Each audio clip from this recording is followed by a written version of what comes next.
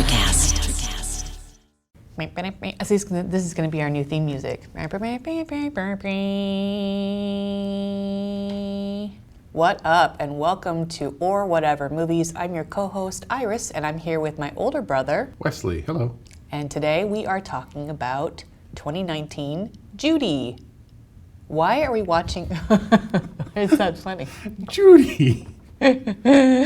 Why are we talking about Judy? Because Renée we're totally adding this. Because Renée Zellweger won Best Actress for her role and also the Golden Globe and every other conceivable award this season. Judy was a movie that didn't do very well. It more or less bombed at the box office and was kind of buried, and then Renée Zellweger's performance clawed its way to the top of the heap among the detritus and just stole the show everywhere. Detritus, meaning you felt like the other performances weren't worth it? No, that's not true. I was looking for imagery. You're trying to be visual? Yeah. It was just sort of cast away and forgotten and didn't receive a whole lot of fanfare. We watched it on Amazon Prime. I watched it on Amazon after the fact, and because of the win. Because the movie didn't receive a lot of attention, except I heard pretty early on about Renée Zellweger's performance. It debuted at Telluride at the film festival, and it was immediately caught on because of her acting, but the movie itself obviously never took off, and we'll discuss why that is. So you felt like Renée's performance was the cream that rose to the top over Cynthia, Scarlett, Saoirse, and Charlize? I thought Renée Zellweger's performance definitely stood out. I think it was a very obvious performance, a very obvious good performance, mostly because she was in full frame, super close up with all the wrinkles and flaws in a lot of this movie. She was very front and center, and I feel like the rest of the movie is a scaffolding around her. So it was a more obvious leading lady part. I did hear Cynthia Erivo sing at the Oscars, and despite that being a sucky song, she killed that performance. I was like, holy cow. Dude, she hit her mark, stayed there, owned it, and killed it. Yep. I couldn't remember a more striking Oscar performance of a nominated song since, I guess, Jennifer Hudson for Dreamgirls. Who else has that kind of talent where she was nominated for Best Actress and kills a song live on the broadcast like that? Well, Billie Eilish kind of stole the show a little bit. Yeah, I was more focused on the in memoriam stuff. Oh, what about Lady Gaga and Bradley Cooper? No comment. Anyway, she is great in The Outsider, a totally different role. She seems like she's got a ton of range. Anyway, not that Renée Zellweger doesn't. Yeah, she took a long time, maybe 7 years off of acting at around 2010 and came back with the Bridget Jones Baby movie. Right. But I think she also came back looking completely different and claims that we just don't remember what she looks like. And that may be the truth, because she looked like the Renée Zellweger of old on the stage at the award ceremonies this year. But that one appearance, maybe it was makeup or something. Maybe there was something weird with her eyebrows, but she looked markedly different. And I don't think that look, whatever it was, stuck. But she was doing it to promote Bridget Jones, and when she appeared again, when she was in that movie, she looked to her age or whatever, that we hadn't seen her in a little bit, so she had changed a little bit in that way. But it wasn't anything like, whoa, what happened to Bridget Jones? We should, address this whole plastic surgery thing or whatever. So, I don't know. Whatever it was, it doesn't appear to have stuck. Maybe it was a hideous Botox job or something. I think they aged her a little bit for the Judy role. I would hope so, because she was definitely, and honestly, she wasn't aged as much as Judy Garland appeared aged from all the archival footage I saw. I couldn't believe that Judy Garland died at 47. She seemed way older than that. Yeah, and that's kind of the problem. The drugs and the addiction and stuff really ages you, and the alcohol. Yeah, and the malnourishment. Yeah. I thought that Renée Zellweger was looking rather waifish at the Academy Awards. I mean, she was wearing this bright, beautiful white dress and still looked like stick thin. Did you see how yoked her arms were? She looked like Linda Hamilton out of Terminator 2. You know who's got the best arms? No. Michelle Obama. I guess. What about Beyonce? Beyonce's got the best everything. Okay. She was kind of yoked, but she was also kind of stringy. Yeah, So definitely people commented about it. But she was thin for the Judy Garland role. As a matter of fact, I was wondering how did Judy Garland to the end of her life stay so thin?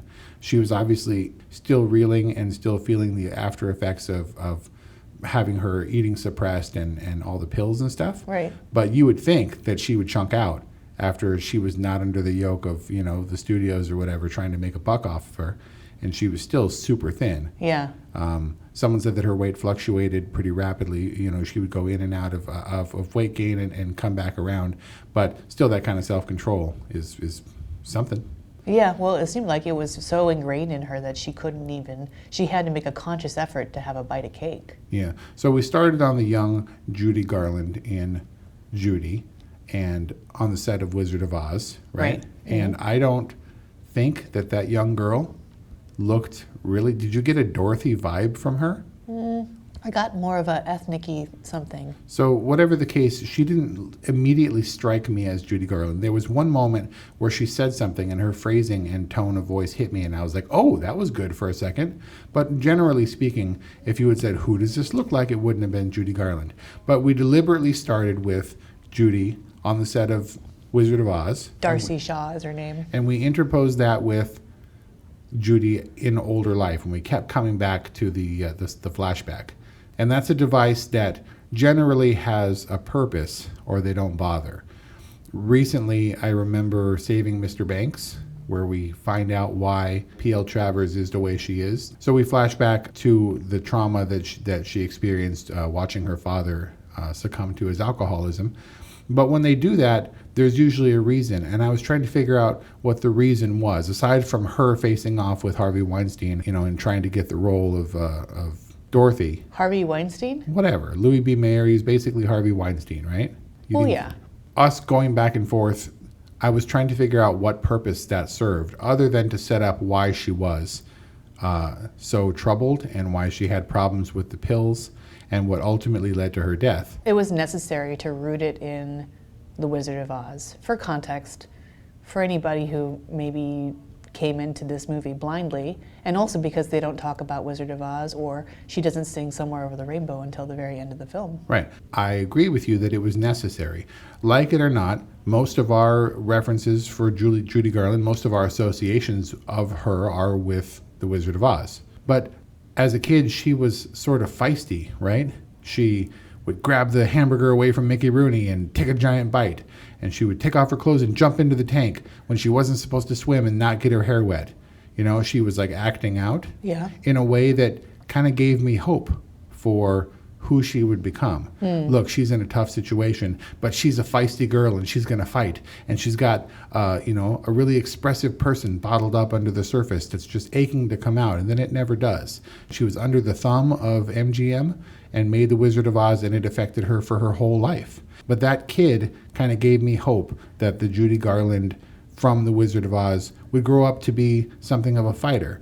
And while Judy Garland certainly did a lot, to try to cope with this level of fame, she ultimately didn't make it.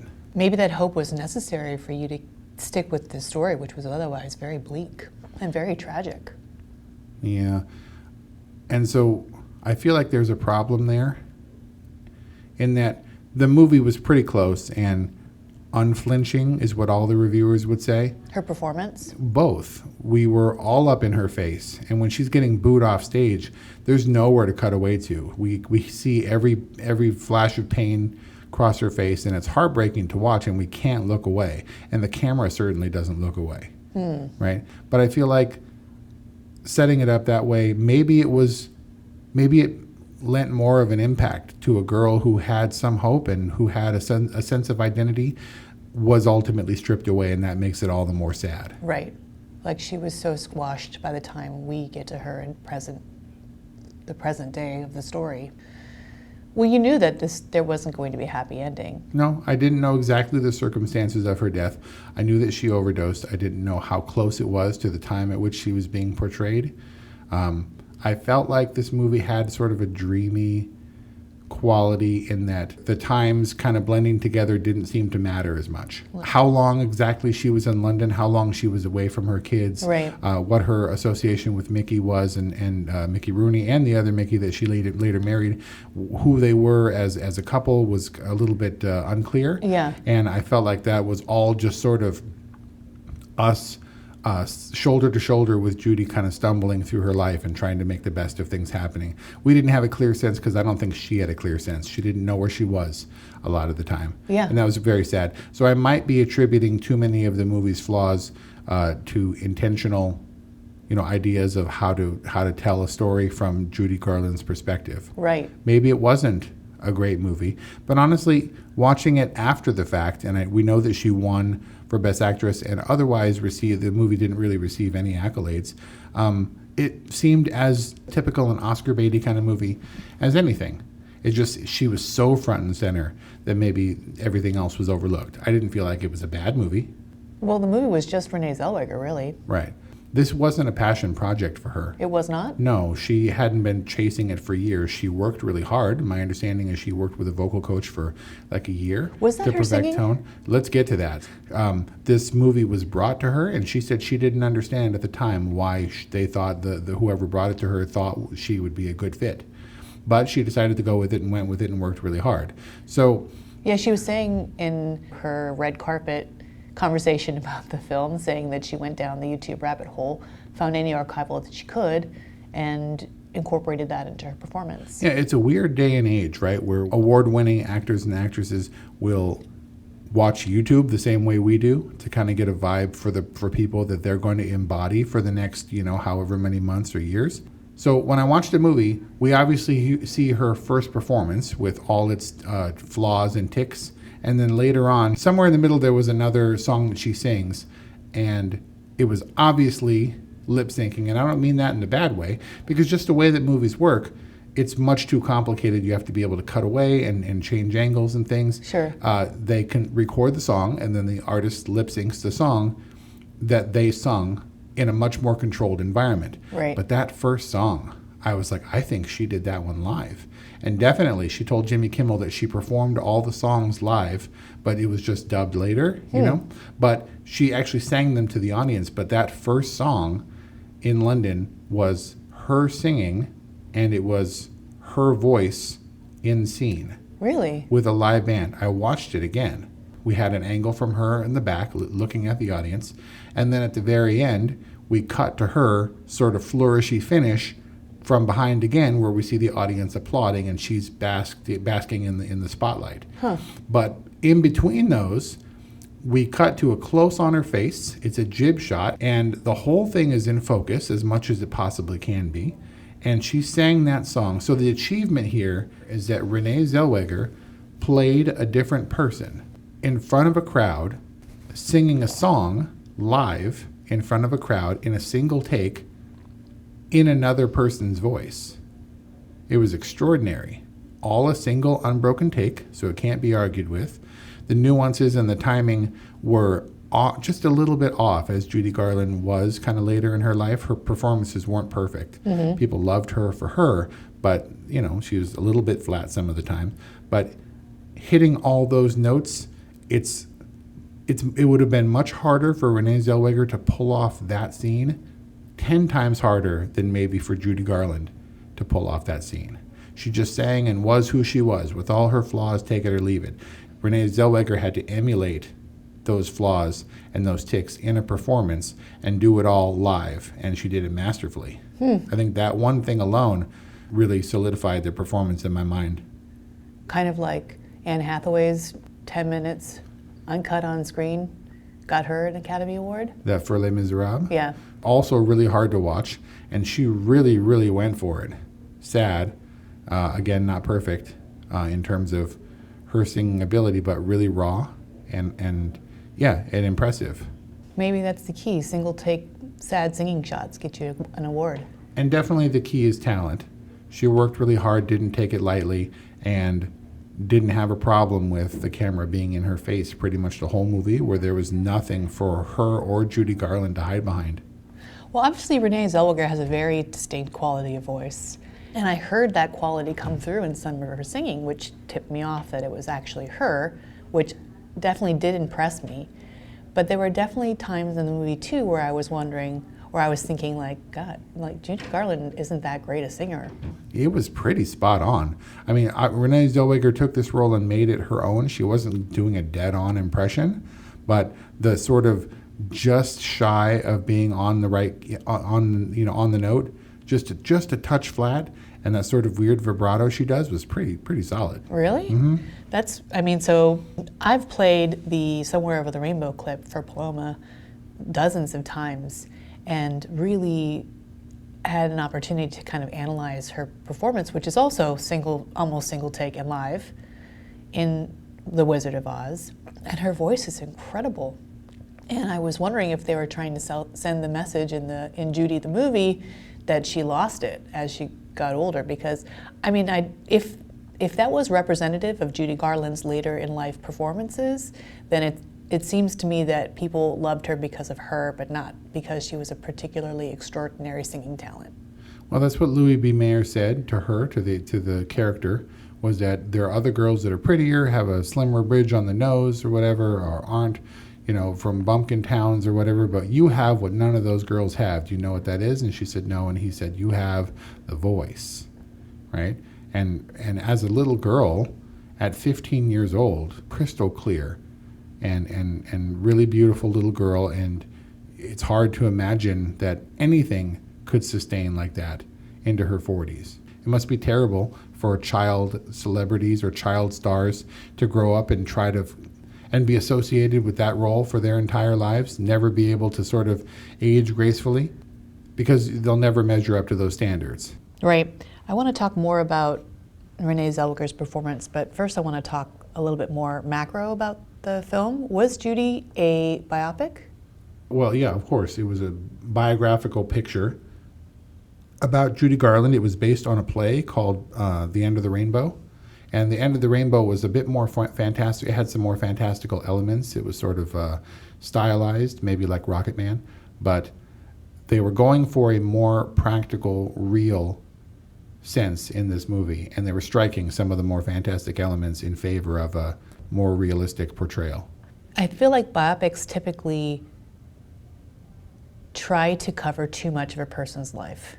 And they start with the wide-eyed, fresh-faced artist who has something really special to give, and then they follow them in their rise, and then their inevitable fall, and then the return to some kind of humanity, if they're lucky enough to survive that fall. And this film starts with a pretty already tore up Judy Garland and documents that struggle through this, basically what is like the final chapter of her life.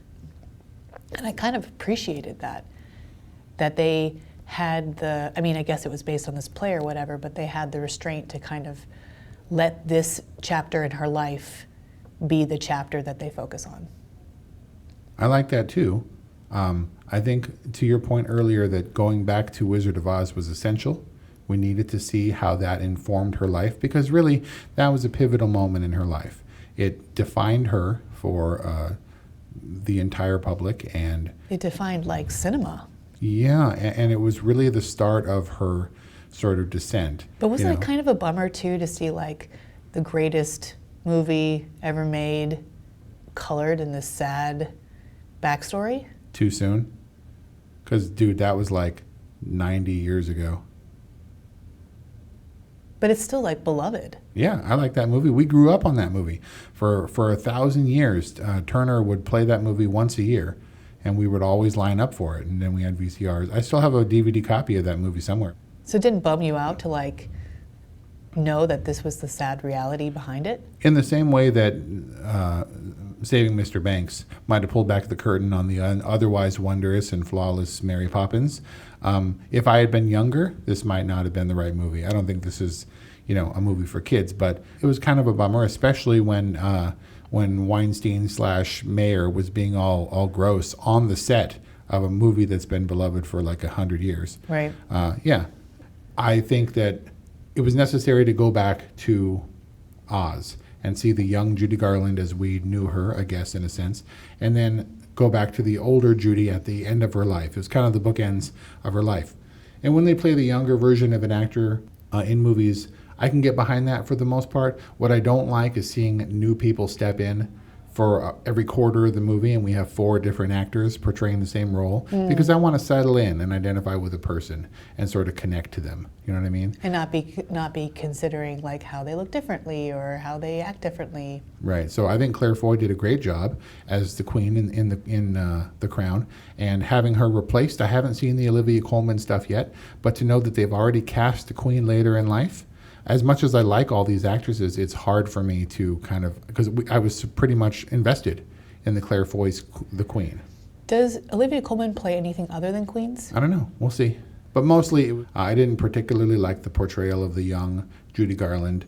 I also didn't like the way it was stylized, where it was sort of obvious and like they were talking and nothing else. When they were first talking, it was just them in a black void, and then it pulls back and they're in a barn or something on the yellow brick road. And likewise, when she's on the set and then she dives into the water, the entire set blacks out. She's underwater. We've got a light on her. She's smiling, and she takes like a gaspy breath of freedom thing underwater. Kelly was like, that was a breathing sound. And I was like, yeah, it's a stylistic thing. Didn't like the way it was done. But all of the Renée Zellweger stuff was solid. Yeah, well, I think that we know what Judy Garland in The Wizard of Oz was like. And so I think we're a little bit more critical of the young Judy Darcy Shaw performance. Whereas Judy later in life, I wasn't familiar with almost at all. So I was willing to take whatever Renée Zellweger gave to me as truth. And apparently it was very closely aligned with truth and her research on Judy Garland's, performances and appearances when she was in her late 40s.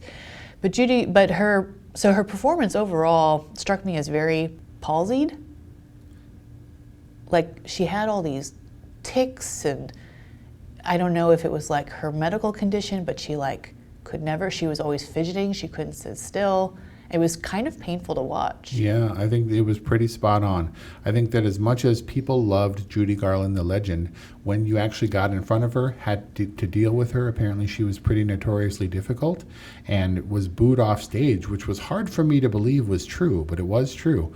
She was booed off stage because she was sort of unlikable. Like she was having a hard time, and it showed, and people wanted Dorothy, Must be terrible. So Liza Minnelli had said, she was rather outspoken. She said, look, I've never met Renée Zellweger. I've never spoken to her, and I do not endorse this movie in any way. Judy Garland's younger daughter, as portrayed in the movie, has said that she has no plans on seeing this movie.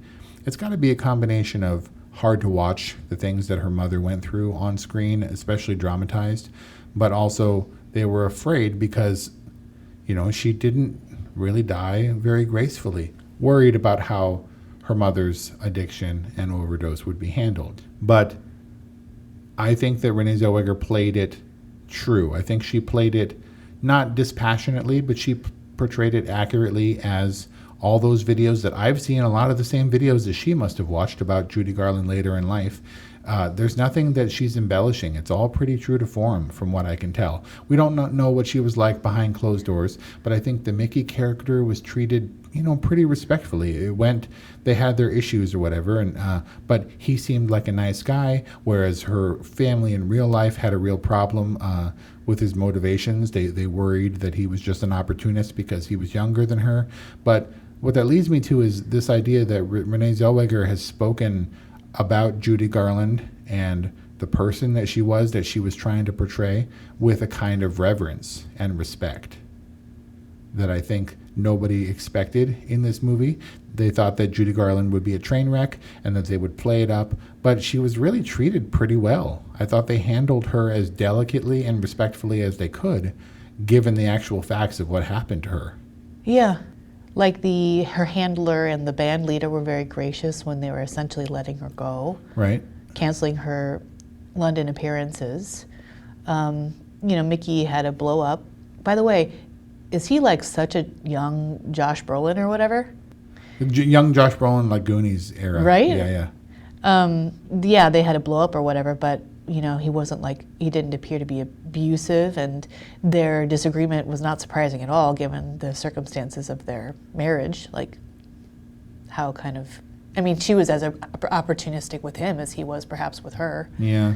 But there wasn't, so yeah, I agree the people around her treated her very respectfully, but I think what you're saying is that her performance itself of Judy Garland was respectful. She wasn't sloppy. She wasn't, it's like when people play drunk, and people playing drunk who are sloppy and all over the place are actually doing it wrong, because when you're drunk, you're actively trying not to appear drunk. Right. That was kind of the nature of her appearance, where she wasn't trying to be a mess. She was someone who was very messy, who was trying to keep it together. Right, where it was comical, she wasn't a loud, brash sort of drunk where she was fighting back. She was hurt by it, right? And when she hits the floor on the stage, you really feel bad for her. I wasn't man, she really threw herself into that performance and she was just a train wreck, right? When she fell down, you're kind of horrified because it was treated with such respect. That said, I think that might be the reason kind of the movie was received the way it was. Maybe it was a little bit too kid gloves. We didn't get very deep. Most of it was reading her face. But this movie wasn't dark. It wasn't intentionally dark. It wasn't heavily dramatized. Wasn't salacious. In fact, her and Mickey didn't kiss until after they were married. Right. I was like, what was their courtship? Was stacking beer cans on the dude and chatting till dawn, and then all of a sudden they were married. Yeah. It just didn't go there, And so I think that maybe it was kind of fuzzy and glossy, ultimately with a doomed subject. Yeah. Very tragic. So ultimately then, what is your rating? It was an all right movie. I didn't hate anything about it. I didn't have any real qualms. It was just kind of a soft touch sort of movie. But obviously Renée Zellweger stands out in a big way. Yeah. And without this movie, if she were a secondary character or whatever, this movie wouldn't have made it the way it did. She carries the whole thing. But it makes it tough for me. I think it was kind of a boring movie. I agree with you. There was nothing that I hated about it, and her performance is quite stellar. It really is a wonderful performance, and you could tell that Renée Zellweger really threw herself into it. It's a great performance in kind of a really, I think the movie doesn't work because it's just kind of a bummer. Her performance alone, as great as it was, wouldn't be enough to push this into a total recommendation category. This is an all right movie with a stellar performance that really puts it toward, that deserves recognition, which I think is how it was received. It's difficult. We're not reviewing this movie in a vacuum. This review is reactionary.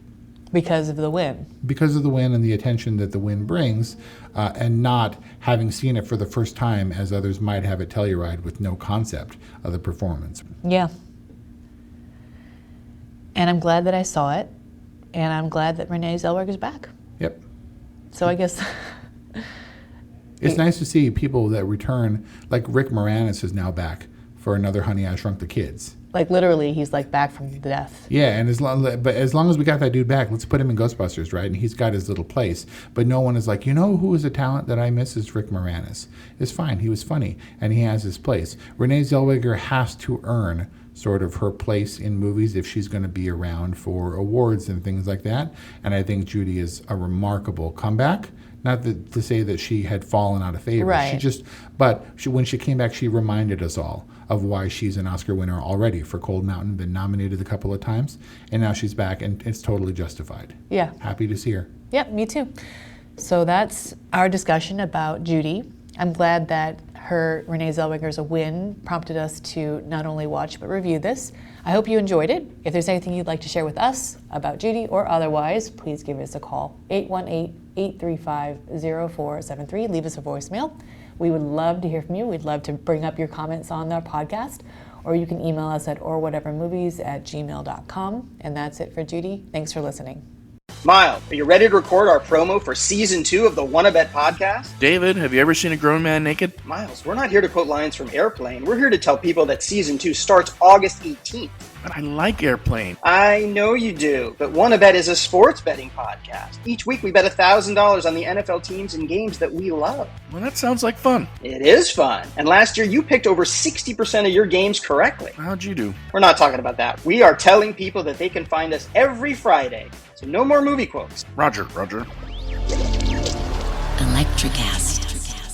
Are you a fan of classic cinema or a young person who wants to discover the best films of all time? Do these legendary movies still hold up? On the Generation Film podcast, two guys who grew up when movies dominated the culture share a great film with a panel of young movie lovers and see how it plays for today's generation. We discuss changes in storytelling styles, representation, The making of each film, its initial reception, and how its meaning has changed over the years. Join us as we explore cinema classics across generations on Generation Film. Electricast.